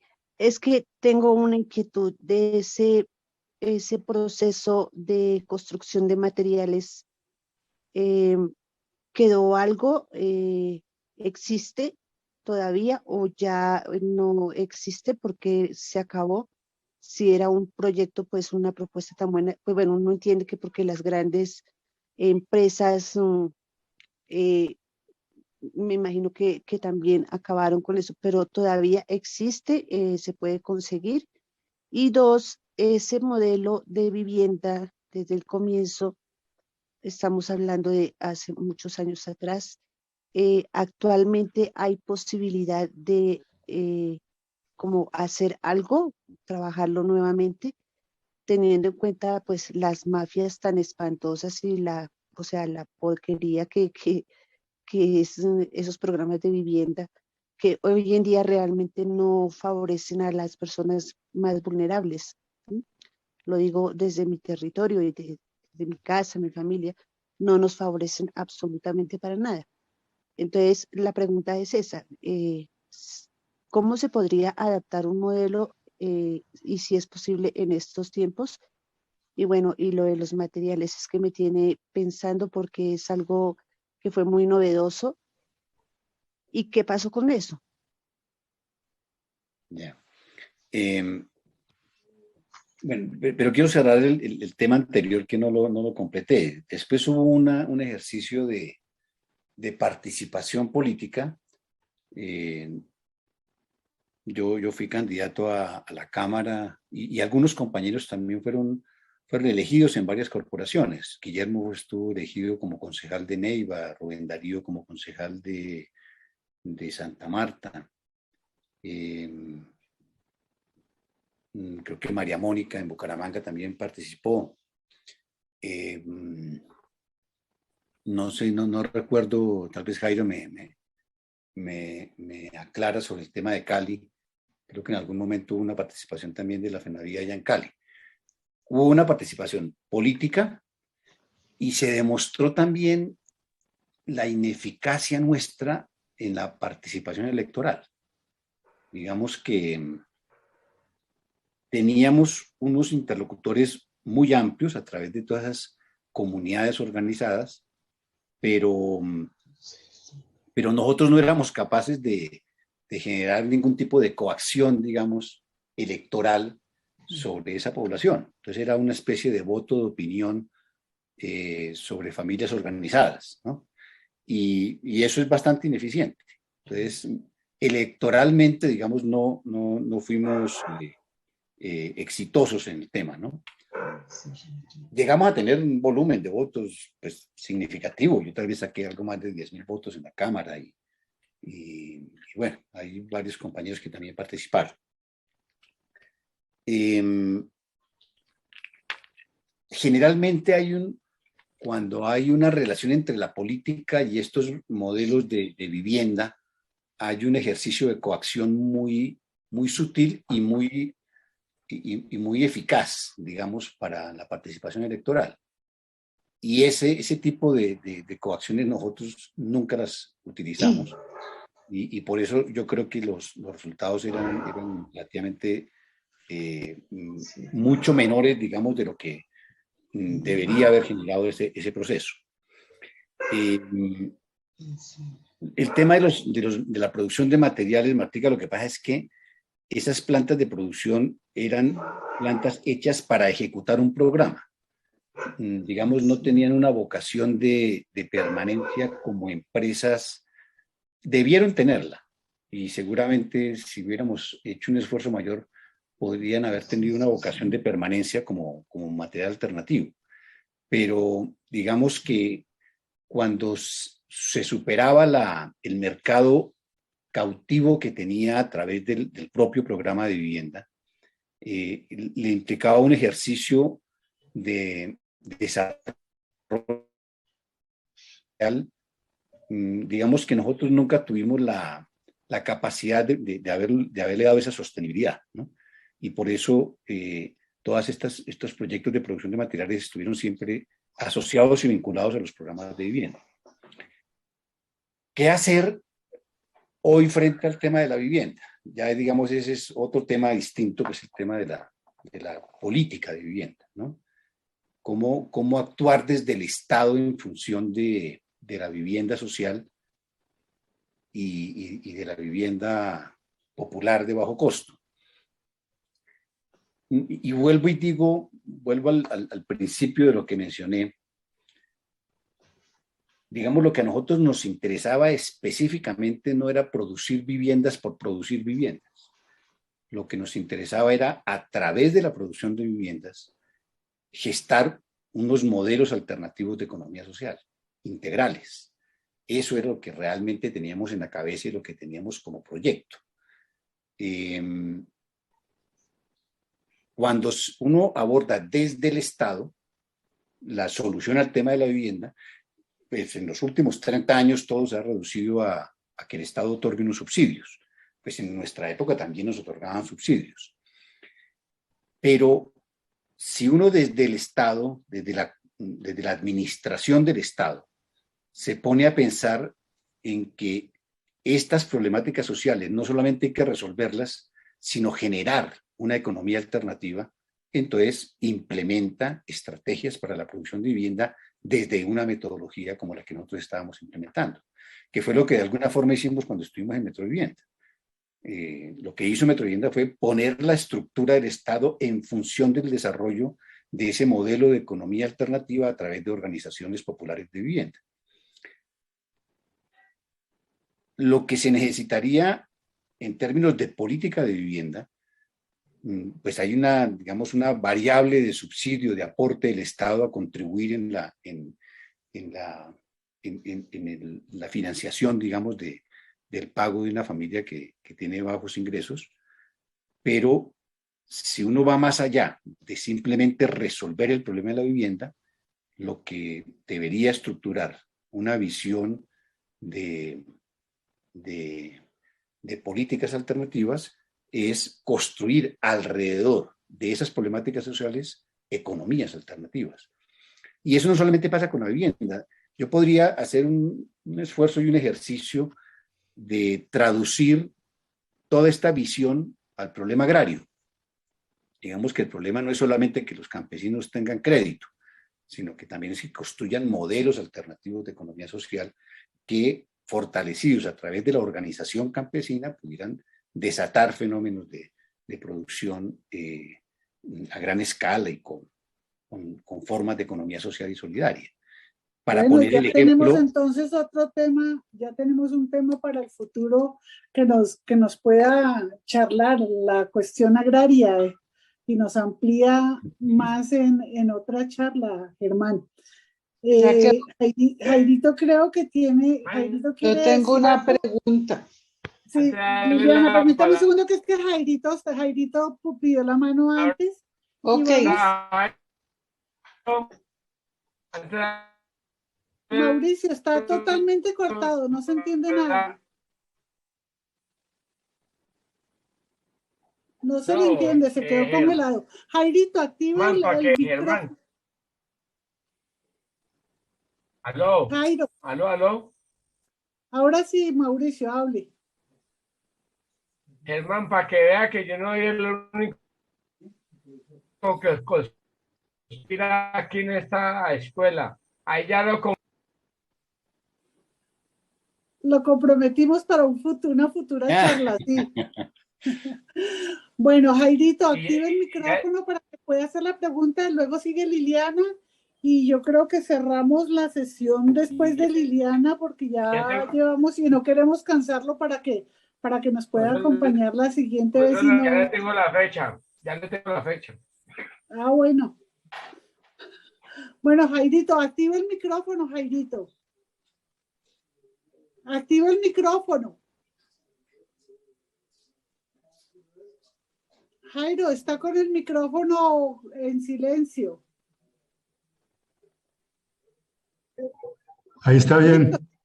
Ahora sí, Jairito. Bueno, no, Germán, si nos cuentas un poco cómo fue esa participación política electoral y de conformación del famoso Polo Democrático inicial, ¿no? Cuando aparece los indígenas, aparece Julio Roberto Gómez. Julio Roberto Gómez. ¿Cómo fue ese inicio del Polo Democrático? Adelante, Germán. Bueno, Jairito, pero ese es tema como para otra charla completa, ¿no? Ese es un tema largo, pero, y yo pensaría que de pronto ese tema lo podemos dejar en caliente para la siguiente charla que ya la tenemos. Para la tercera charla. Para la tercera charla. Bueno. Sí, porque eso es importante. Claro, sí, y hay toda una vivencia ahí alrededor de la construcción del Polo Democrático. Claro, y eso es súper interesante, pero pues es como largo y ya no queremos tampoco cansar a Germán, ya lleva 2 horas con nosotros y yo creo que debe estar cansado. Liliana, siga. No, él está feliz, no le ve la sonrisa de lado a lado. Liliana. Ya. Bueno, para no asustarlo, porque si no, después no vuelve. Si lo amarramos demasiado, no vuelve a aceptar invitaciones de este tipo. Bueno, realmente sí, surgen una cantidad de preguntas que esa que hizo ahora Jairo, pues genial también para otra, porque a mí también me asalta como la misma inquietud. Tengo esa misma curiosidad. Pero también creo que para muchos de los que estamos aquí escuchándolo, que vivimos en diferentes lugares de Colombia, pues encontramos situaciones de problemáticas de vivienda comunes que compartimos y que vivenciamos desde las comunidades, y vemos cómo los sin techo, todas esas organizaciones que existen hoy y que viven en esas penurias de no tener un techo donde vivir, que es una de las, pienso yo, de los derechos y de las necesidades básicas, esenciales de, pues, de una comunidad y de los seres humanos. Darle solución a eso, pues fue algo grandioso para ustedes en ese momento. Ya nos respondió algo que también tenía yo como pregunta, que era ¿hasta cuándo habían logrado hacer? Ya sabemos que fue hace un poquito más de 10 años que tuvieron que parar con esta dinámica.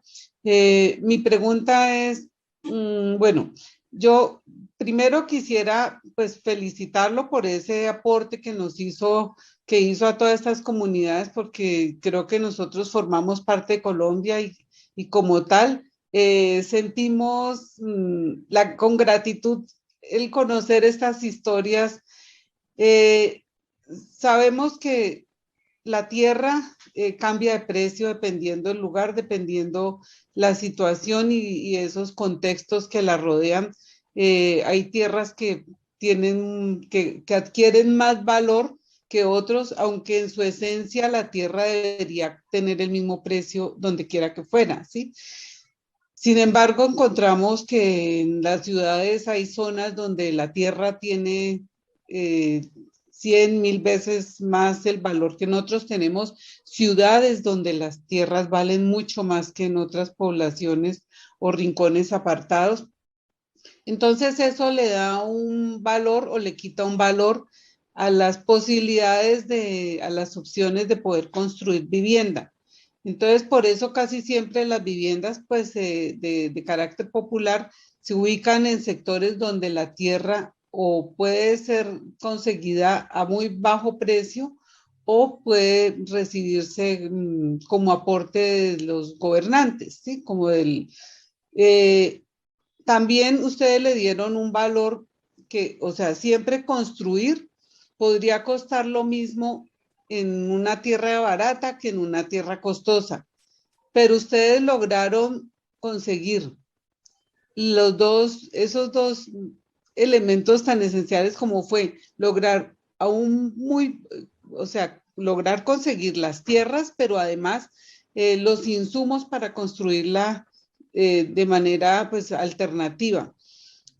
Esos modelos que dejaron de existir hace más de 10 años y que ustedes implementaron, se podrían, pensando en el presente y pensando en un triunfo electoral, se podría recuperar la propuesta de un proyecto y lograr crear semilleros en las diferentes regiones de Colombia con personas que estén dispuestas a empujar, a impulsar, como son esas organizaciones de vivienda popular, empezar a hacer como un recorrido utilizando a nuestro amigo Germán como promotor, ya de pronto no como lo hizo en el pasado, pero sí como para contar esa experiencia y enseñar y crear como una forma de escuela para que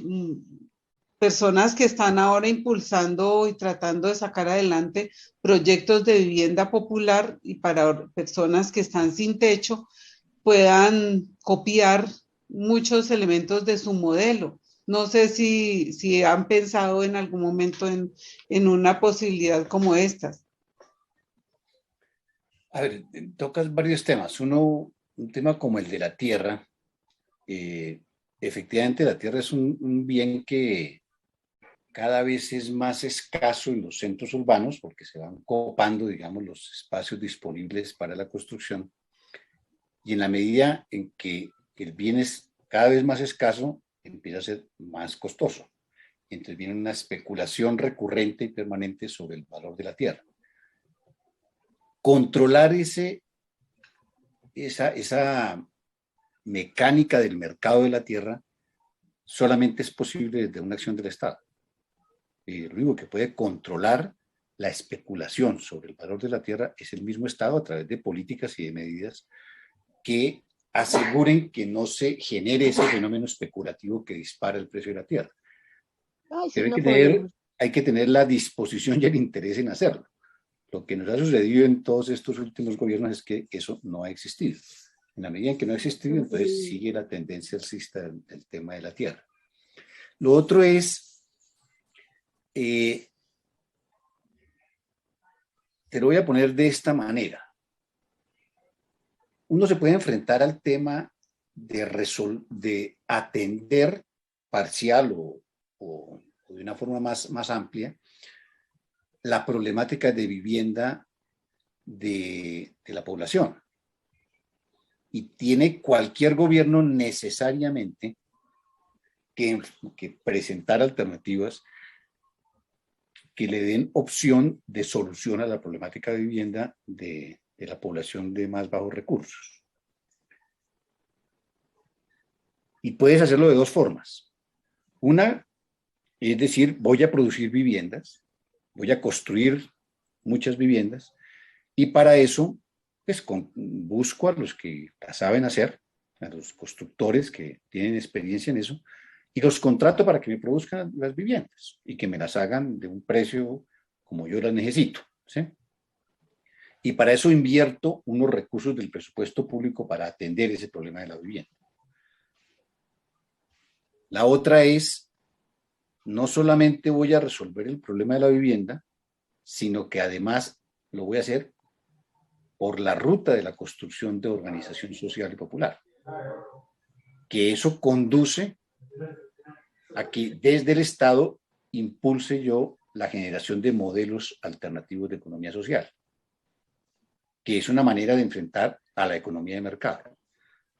Tú por las dos rutas puedes eventualmente producir unas viviendas. El problema es qué dejas de saldo como política y como sociedad y como economía en la solución de esa problemática de la vivienda. Yo siento que esa lectura que nosotros tratamos de transmitir durante mucho tiempo a través del ejercicio de la FENAVIT, en los ejercicios políticos de los mismos compañeros nuestros, nunca ha sido apropiado. Y ellos nunca apropiaron esa propuesta. Lo veían con simpatía porque además les endosaba el capital político de alguna forma, pero no lo veían como una estrategia de construcción de nuevos modelos de economía social. Yo creo que eso no ha sido apropiado por la izquierda ni por los compañeros nuestros que han estado al frente de espacios de administración del Estado. Y eso genera tensiones. Pues de hecho, cuando yo estuve en Metrovivienda, obviamente ahí sí puse en marcha el proceso porque estaba desde el Estado con todo el bagaje, digamos, para poder impulsar ese modelo de economía social. Pero eso genera tensiones a muchos niveles, ¿no? Porque son tensiones económicas. Y hay uno o se la juega o no se la juega. Los que estuvieron al lado nuestro, pues no se la jugaron. Entonces nosotros nos tocó seguir marchando, pero con toda la adversidad y con el Estado mirando cómo también nos impedía el desarrollo. A pesar de que estábamos solucionando un problema social evidente, el Estado estaba mirando cómo impedía que nosotros pudiéramos continuar, porque nos veían como un riesgo, digamos, ¿no? Entonces, ahí el problema no es, cuando tú me preguntas, en un escenario político alterno en el futuro, ¿qué se puede hacer? Se pueden hacer muchísimas cosas, pero eso depende de que la concepción que tenga quienes estén al frente de los proyectos políticos sea una concepción que esté pensando no solamente en producir unas viviendas, para lo cual puede contratar a un constructor, darle la plata y hacerlas, sino además de hacer eso, hacerlas con un modelo de economía social alternativo. Bueno, Germán, muchas gracias. De verdad que fue una noche súper interesante y ya quedó usted amarrado con nosotros para una próxima charla. De verdad queremos agradecerle por el tiempo, la paciencia y los detalles de esta charla tan interesante. Muchísimas gracias a todos los compañeros. Germán queda cordialmente invitado. Esta escuela se celebra cada 8 días. Ahora a las 7 de la noche. Nosotros la hacíamos a las 7, ahora es a las 6, ahora es a las 7. Dígame, Mauricio. Ya. Una preguntita. ¿Quién? La Mona. Sí, Monita. Es que yo lo quiero mucho a él. Paquito, actualmente con toda la experiencia que dejó FENAVIT, toda la experiencia de vivienda, todo eso, actualmente ¿usted está trabajando en algún proyecto de vivienda o simplemente quedó como la experiencia? Y porque sería muy triste, ¿no? Pienso yo que semejante experiencia tan grande quedara ahí quieta, pues, pregunto. Patricia. ¿Listo? Gracias. Gracias, Germán. La pregunta. Patricia, un abrazo grande. Gracias. ¿Cómo vamos? Por ahí anda Nora otra vez, Germán. Te voy a mandar el contacto. No, pues yo estoy en contacto con ella. Ah, bueno, compa. Sí, ya nos escribimos con frecuencia. Sabes que está por allá en Orlando, ¿no? Sí. Pero ¿apareció dónde? ¿Por acá en Colombia o...? No, nos encontramos virtualmente, entonces hemos mantenido el contacto desde ahí. Igual de bonita, igual de grande. La Norita linda, sí, una gran mujer. Bueno, la próxima comento algo de la experiencia de todo. Vivienda de Gracias, aquí en Caquetá. Muchas gracias. Para todos, de verdad, muchísimas gracias. Un abrazo. Un abrazo para todos. Un abrazo. Un abrazo, mijito, gracias. Muchas gracias. El mismo link, el mismo password, todo lo mismo. Gracias a todos. Por fin hubo juicio en esta clase. Por fin hubo juicio y decencia en esta clase. Dentro de 8 Qué días vaina es la tan tenaz, de año, es el cierre si no de año. Si no viene Ávila a arreglar esta escuela, esto no se arregla, es una gaminería. Qué chévere. Oiga, dentro de 8 días es el cierre del año de la escuela, nosotros damos vacaciones, cerramos y volvemos el siguiente año en enero. ¿Hay Está invitado, o qué? sí, hacemos fiesta virtual. Sí, ¿y qué van a dar? ¿Qué van a dar? ¿Cómo no? Ya compramos 2 botellas de whisky. Ahí sí se la arregla el sonido, Ay, ¿no? Mauricio, entonces nos vamos todos, vámonos todos para Cali. Venga, es que, Hipólito, el 18 hacemos la clausura de la Escuela Germán Rojas Niño en Cali. Los que pueden llegar a Cali, hay deliciosas empanadas con champú. Ay, ¿en dónde? Ya conseguí la casa, ya conseguí el espacio y eso sí, necesitan solo llegar. Tenemos champú, empanadas, marranitas. ¿Y colchonetas para quedarnos? Un abrazo para todos, yo los dejo. Un abrazo. Gracias, Germán. Hasta luego todos. Chao. Saludos. Chao, Paquito. Mauricio, ¿cuándo es la despedida que dicen las empanaditas? ¿La qué? Las empanaditas. El 18. Ah, es el 18. Chao.